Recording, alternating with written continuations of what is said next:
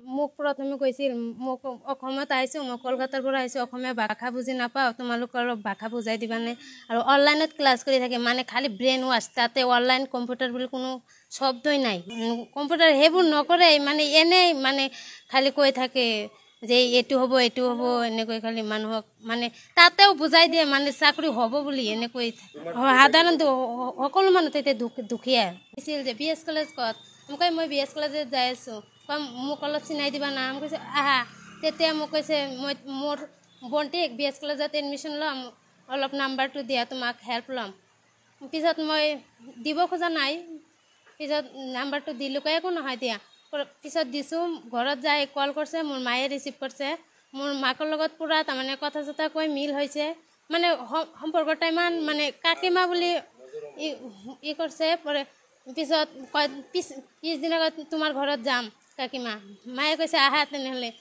যোৱাৰ পিছত পূৰা মাংস ভাত পূৰা পোলাও চোলাও বনাইছে। তাৰপিছত আগতে কোৱা নাই যে জব দিম, তাৰপিছত খোৱা তোৱাৰ হৈছে। তেতিয়া কয় যে তোমাক এটা জব দিম, তোমাক কম্পিউটাৰ আগতে ক্লাছ কৰিব লাগিব, তোমাক 25,000 টকা দিব লাগে, স্মাৰ্ট ভেলু লিমিটেড। পিছত ভালকৈ বুজাই নকওঁ, মই কুৱেশ্যন কৰি থাকোঁ, ভালকৈ খালি মোবাইলত দেখাই থাকে। মোবাইলত মই মাৰোঁ তেতিয়া নাহে, খালি মানে ইহঁতৰ লগতে লিংক এটা থাকে, তাৰ পৰাই দেখা। 2জন আছিল, মোৰ ঘৰত গৈছিল 2জন। নাম এজনক কৈছিল নাৰ্গিছ আৰু এজন কিয়া বুলি কৈছিল, কলকাতা আলিপুৰ। মোক কৈছে শান্তিনগৰ বুলি কৈছে। পিছত কয় 25,000, কয় তোমাৰ ৰেচন কাৰ্ড আছে না? মই কৈছোঁ যে আছে। কয় কি ৰেচন কাৰ্ড থকা 5,000 টকা ফ্ৰী হ'ব, তে এতিয়াই দিয়া, তোমাক জবটো হৈ যাব। মইতো বিশ্বাস কৰা নাই, মই কৈছোঁ যে এতিয়া পইচা নাই, কালি দিম। পিছত মোৰ মায়ে কৈ আছে যে তোমালোক ইমান দুখীয়া পৰিয়াল, তুমি পঢ়া শুনাৰ পিছে এইবোৰো কৰিব পাৰিবা। পিছত মই কৈছোঁ যে তেনেহ'লে মোৰ মায়ে পূৰা বুজছে যে তেনে ইমান ভাল ছোৱালী আমাৰ ঘৰত আছে, খোৱা দোৱাৰ পিছত এনে কৰি আছে। 3,000 টকা দিলে। মই তেতিয়া মানে মোৰ ঘৰৰ পৰা 1 কিলোমিটাৰ হোৱা নাই। মই কৈছোঁ দিদি মোৰ 25,000 টকাটো দিব নোৱাৰিম, মোক টকাখিনি ঘূৰাই দিয়া। কয় টকাখিনিতো ঘূৰাই দিব নোৱাৰিম, আমাক দিছা।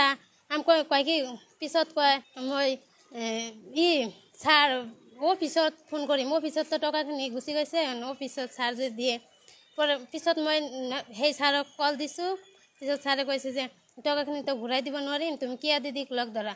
পিছত লগ ধৰি আছোঁ, টকা নিদিয়ে। পিছত কলেজত 1 মাহ মান হৈছে। পিছত কলেজৰ সন্মুখত দেখা হয়, মই কেইদিন ধৰি কৈছোঁ ঘূৰাই দিয়া, কোনো ভেজাল নহয়। কলেজৰ সন্মুখত আহে, ইয়াৰ পৰা নোট চাই, মানে প্ৰথমত তাৰমানে এনেকৈ কুৱেশ্যন কৰি থাকে, মই একো চিনি নাপাওঁ, চিনাই দিয়া।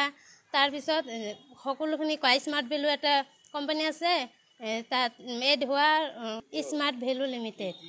তাৰমানে GLC কলেজৰ সন্মুখত থিয় হৈ থাকে আৰু কৈ থাকে যে HDFC বেংক ক'ত।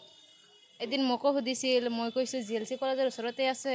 তাৰপিছত মোৰ পিছে গৈছিল আৰু মোক সুধিছিল যে তুমি কোন চেমত পঢ়া, তুমি কি ছাবজেক্ট লৈছা। তাৰপিছত মই কৈছোঁ কয় নোটছবিলাক মোক দিব পাৰিবানে? মই কৈছোঁ মোৰ মোবাইল নাই, মই নোটছবিলাক দিব নোৱাৰিম। মই আৰু প্ৰথমত তাৰ পৰা শুনিছোঁ, তাইও কৈছে যে এনেকুৱা এজনী ছোৱালী আছে, এনেকৈ কৈ থাকে আৰু পিছত চাকৰিৰ কথা কৈ টকা লয়। মই জানিছোঁ বাবে মই পইচাখিনি দিয়া নাই আৰু মোক ফ্ৰড কৰিব পৰা নাই। মোকো মানে এদিন সুধিছিল যে এখানে মানে GLC কলেজটা কোন জায়গায়। পিছে আমি বলছি যে মানে GLC কলেজটা আমি মানে কলেজে গেতেছি, আমার পাশে তুমি আসো। পরে আমার পাশে মানে বহুত কিছু কথা বলতে আসছে কলেজ পর্যন্ত, আমাকে কিছু বলতে পারে নাই। পরে আজকে মানে ওই মানে আমার কিছুদিন ধরে বলে যে এখানে একটা সেরি মানে আমার থেকে মানে টাকা নিছে, চাকরি দিব বলে, কিংবা জব দিব, তার জন্য মানে আমাকে বলছে। পিছে বলছে যে ওকে মানে ধরতে লাগবো, আমার পয়সাটা উঠাতে লাগবো। পিছে ও আবার আজকে দেখে আমাকে কল করছে। আমি মানে পিছে আসছি, আসার পরে ওকে মানে ধরছি আর ওকে কইছে তুমি এদিক দিকে আসো, আমি ওদিক দিকে আসি। দুজনই আছিল ছোৱালী। প্ৰথমতে মোৰ লগত এজনী মানে কথা, পিছে আজি মানে আজি দুজনক পাইছো লগ। থানাত 3জন আছে। ছোৱালীটো আলিপুৰদুৱাৰৰ চাকৰি দিম বুলি কয়। মানে GLC কলেজৰ মানে যিকোনো কলেজৰ ষ্টুডেণ্টক মানে এনেকৈ আগতে টকা নোখোজে, মানে তাহনে কৈ থাকে যে চিট খালী নাই, নেদেও, মানে ছাৰক মানে কিবা মানে ছাৰক ৰিকুৱেষ্ট কৰি এটা চিট আনি দিব পাৰিম বুলি এনে পইচা লাগ